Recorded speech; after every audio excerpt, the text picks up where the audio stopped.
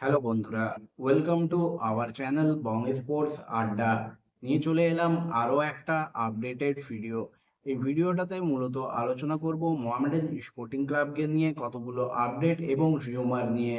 তাহলে আর বেশি দেরি না করে ভিডিওটা শুরু করা যাক। প্রথমেই যে আপডেটটা দিয়ে ভিডিওটা শুরু করব সেটা হলো কালকে মোহামেডান স্পোর্টিং ক্লাব অসমের শিলচরে captain M N Gupta memorial ট্রফিতে মুখোমুখি হয়েছিল রংদাই এফসির। মোহামেডান স্পোর্টিং ক্লাবের রিজার্ভ দল এই টুর্নামেন্টে পার্টিসিপেট করেছিল, যেখানে ফাইনাল ম্যাচে মোহামেডান স্পোর্টিং ক্লাবের রিজার্ভ দলকে কিন্তু রানার্স আপ হয়ে সন্তুষ্ট থাকতে হয়। রাংদাই এফসির বিরুদ্ধে ফাইনাল ম্যাচে মোহামেডান স্পোর্টিং ক্লাবের রিজার্ভ দল কিন্তু 2-1 গোলে পরাজিত হয় এবং মোহামেডানকে হারিয়ে রাংদাই এফসি কিন্তু captain M N Gupta memorial trophy champion হলো। অন্যদিকে এরপর যে বিষয়টা তোমাদের সামনে তুলে ধরবো সেটা হয়তো তোমরা সকলেই কিছুটা জেনে গেছো। এই মুহূর্তে মোহামেডান স্পোর্টিং ক্লাবের অন্দরে কান পাতলে যেমন ড্রেসিং রুমের অশান্তির খবর বেরিয়ে আসছে, তেমনই কিন্তু কোচ বদলের একটা সম্ভাবনাও উকি দিয়েছে। বিশেষ করে লাস্ট ম্যাচে 9 জনের ইস্ট বেঙ্গলের বিরুদ্ধে মোহামেডান স্পোর্টিং ক্লাবের জিততে না পারা এবং হতশ্রী পারফরমেন্সের পর কিন্তু কোচ চেরনিসবের পারফরমেন্সও কিন্তু চলে এসছে আতস কাচের নিচে। যদিও ম্যানেজমেন্ট এখনই কোনো কড়া পদক্ষেপ নিতে চাইছে না, বা তারা কিন্তু কোচকে আরো বেশ কিছুটা সময় দেওয়ার পক্ষপাতী। তবে সমস্ত বিষয়টাই নির্ভর করছে আসন্ন ম্যাচগুলোতে মোহামেডান স্পোর্টিং ক্লাব কি ধরনের পারফরমেন্স তুলে ধরে তার ওপর। সেখানেও যদি মোহামেডান স্পোর্টিং ক্লাব আশানুরূপ পারফরমেন্স না করতে পারে, তাহলে কিন্তু কোচ চেরনিসবের ভাগ্যে বদলের খাড়া যে ঝুলবে তা কিন্তু বলাই যায়। এবং মোহামেডান স্পোর্টিং ক্লাবের কোচ বদলের এই জল্পনার মাঝে আরো একটা বড় ওয়াইল্ড রিউমার কিন্তু ছড়িয়ে পড়েছে ট্রান্সফার মার্কেটে, যেখানে বলা হচ্ছে মোহামেডান স্পোর্টিং ক্লাব এই মুহূর্তে কোচ বদলের ফলে যে কোচগুলোকে শর্টলিস্ট করে রেখেছে বা যাদেরকে তারা শর্টলিস্ট করতে চাইছে, তাদের মধ্যে তাদের প্রথম এবং প্রধান পছন্দ হলো কেবিএফসির অল টাইম সেরা কোচ ইভান ভুকোভ্যানোভিচ। এই কোচ কিন্তু বর্তমানে ফ্রি রয়েছেন। তবে তাকে নেওয়ার জন্য শুধু মোহামেডান স্পোর্টিং ক্লাব নয়, আরো বেশ কিছু আইএসএল দলও কিন্তু আগ্রহী। এবং ইভান কিন্তু কেবিএফসি তে যথেষ্ট সফলতার সঙ্গে এবং কেবিএফসি কে একটা আলাদা উচ্চতায় কিন্তু নিয়ে গিয়েছিলেন। তাই তার মতো কোচকে টার্গেট করা কিন্তু সত্যিই দুর্দান্ত একটা খবর। তবে এই খবরটাকে বা এই রিউমারটাকে এখন রিউমারের পর্যায়ে রাখা ভালো। যদিও বেশ কিছু বাংলা দৈনিক এবং বেশ কিছু জায়গা থেকে খবরটা করা হয়েছে, তথাপি এটাকে এখনো রিউমারের পর্যায়ে রাখা ভালো, কারণ এখনো কিন্তু কোনো অথেন্টিক সোর্স এই খবরটাতে সিলমোহর দেয়নি। তবে মোহামেডান স্পোর্টিং ক্লাব যদি সত্যিই ইভান ভুকোম্যানোভিচের মতো কোচের জন্য যায়, তাহলে কিন্তু তা সত্যিই দুর্দান্ত হবে আসন্ন ট্রান্সফার উইন্ডোতে। এবং এটা কিন্তু একটা বড়সড় চমক হবে আইএসএল এ মোহামেডান স্পোর্টিং ক্লাবের।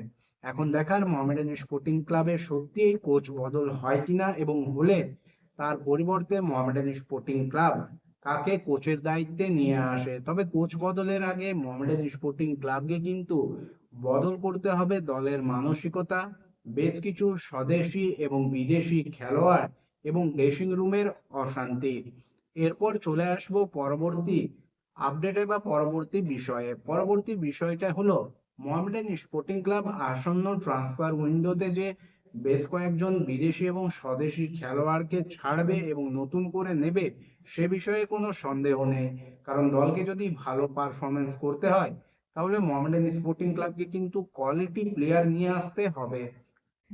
এবং এক্ষেত্রে যদি দেশীয় কোয়ালিটি প্লেয়ারের কথা বলা হয়, তাহলে খুব বেশি ভারতীয় কোয়ালিটি প্লেয়ার কিন্তু এই মুহূর্তে ফ্রি নেই। মোহামেডান স্পোর্টিং ক্লাবকে যদি প্লেয়ার নিতে হয়, তাহলে কিন্তু ট্রান্সফার ফি দিয়েই নিতে হবে। তবে এর মাঝেও বেশ কয়েকজন এমন খেলোয়াড় রয়েছেন যাদেরকে কিন্তু মোহামেডান স্পোর্টিং ক্লাব খুব সহজেই, বা বলা যেতে পারে অপেক্ষাকৃত সহজ হবে তাদেরকে নিয়ে আসা। এবং এই যে কয়েকজন খেলোয়াড়ের কথা বলবো, সেটা কিন্তু সম্পূর্ণ আমার নিজের ব্যক্তিগত মতামত। এ বিষয়ে তোমাদের মতামত অবশ্যই তোমরা কমেন্ট করে জানাবে।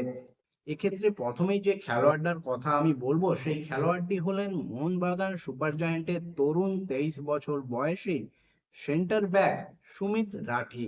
সুমিত রাঠির দল বদলের একটা জল্পনা কিন্তু চলছিলই। তাছাড়া তিনি কিন্তু মোহনবাগান সুপার জায়ান্টের নিয়মিত নন এবং গেম টাইম তো একেবারেই পাচ্ছেন না। প্লেয়ারটির মধ্যে কিন্তু যথেষ্ট কোয়ালিটি এবং পোটেনশিয়াল দুটোই রয়েছে। এইরকম একজন খেলোয়াড়কে কিন্তু অ্যাপ্রোচ করতে পারে মোহামেডান স্পোর্টিং ক্লাব, এবং তিনিও কিন্তু যেহেতু গেম টাইম পাবেন মোহামেডানে এলে, তাই তিনিও কিন্তু অফারটাকে ভালোভাবেই নেবেন। তবে বিষয়টা নির্ভর করছে মোহনবাগান সুপার জায়ান্ট তাকে ছাড়বে কি না। যদি মোহনবাগান সুপার জায়ান্ট তাকে ছাড়তে রাজি হয়, তাহলে কিন্তু এটা একটা ভালো ডিল হতে পারে মোহামেডান স্পোর্টিং ক্লাবের জন্য। নেক্সট যে প্লেয়ারটির কথা তোমাদেরকে বলবো, সেটাও কিন্তু মোহনবাগান সুপার জায়ান্টেরই প্লেয়ার, এবং তিনি হলেন 23 বছর বয়সী defensive midfielder Glenn Martin's.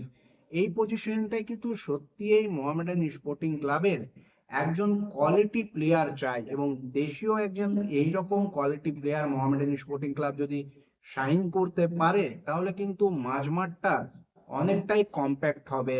Glenn মার্টিন্সও কিন্তু মোহনবাগানে বিশেষ গেম টাইম পাচ্ছেন না, বলা চলে তিনি কিন্তু প্রথম একাদশের সুযোগই পাচ্ছেন না, কারণ তার পজিশনে মোহনবাগান সুপার জায়ান্টে তার থেকেও বেটার কোয়ালিটির প্লেয়াররা রয়েছে। তাই তিনিও কিন্তু দল ছাড়ার একটা সম্ভাবনা রেখেছেন, এবং এটা যদি হয় এবং মোহনবাগান সুপার জায়ান্টের এই প্লেয়ারটিকে কিন্তু টার্গেট করতে পারে মোহামেডান স্পোর্টিং ক্লাব, এই শাইনিংটাও কিন্তু মোহামেডানের জন্য দুর্দান্ত হতে পারে। গ্লেন মার্টিন্স কিন্তু যথেষ্ট ভালো মানের একজন ডিফেন্সিভ মিডফিল্ডার। হ্যাঁ, কার্ড দেখার একটা প্রবণতা রয়েছে, তবে প্লেয়ারটির মধ্যে কোয়ালিটি রয়েছে, এবং এই পজিশনে এইরকমই একজন প্লেয়ারকে চায় মোহামেডান স্পোর্টিং ক্লাবের। নেক্সট যে প্লেয়ারটির কথা বলবো, সেটা তোমাদের কিছুটা হয়তো সারপ্রাইজ করতে পারে। প্লেয়ারটি আর কেউ না, কেবিএফসির বাঙালি রাইট ব্যাক কবির দাস। হ্যাঁ, কবির দাস মোহনবাগান সুপার জায়ান্টের এই প্রাক্তনী বর্তমানে রয়েছেন কেবিএফসি তে, এবং সেখানে তিনি কিন্তু নিয়মিত সুযোগ পাচ্ছেন না কেবিএফসির প্রথম একাদশে। তাছাড়া গেম টাইম তো তিনি পাননি আগেবার থেকেই আমরা দেখছি। তাকেও কিন্তু একবার বাজিয়ে দেখতে পারে মোহামেডান স্পোর্টিং ক্লাব। যথেষ্ট অভিজ্ঞতা রয়েছে কবির দাসের আইএসএল খেলার, এবং তার কোয়ালিটিও কিন্তু আমরা প্রত্যক্ষ করেছি। বয়সটাও 30, খুব একটা বেশি নয়। আইএসএল এর পার্সপেক্টিভে এটাও কিন্তু একটা ভালো সিগনেচার হতে পারে মোহামেডান স্পোর্টিং ক্লাবের জন্য। এরপর যে খেলোয়াড়টির কথা বলবো, সেটাও কিন্তু কেবিএফসির প্লেয়ার, 26 বছর বয়সী ফরওয়ার্ড ঈশান পান্ডিতা। যদিও এই প্লেয়ারটি কিন্তু নিজের নামের প্রতি একেবারেই সুবিচার করতে পারেননি গত দুটো মরশুম, তবে প্লেয়ারটির মধ্যে কোয়ালিটি পোটেনশিয়াল কোনোটারই অভাব নেই। প্লেয়ারটি কিন্তু তার আগের সিজনগুলোতে কিন্তু দুর্দান্ত পারফরমেন্স করেছিলেন পরিবর্তন হিসেবে, এবং ফরওয়ার্ড লাইনে মোহামেডান স্পোর্টিং ক্লাবের কিন্তু একজন ভারতীয় ফরওয়ার্ড লাগবে।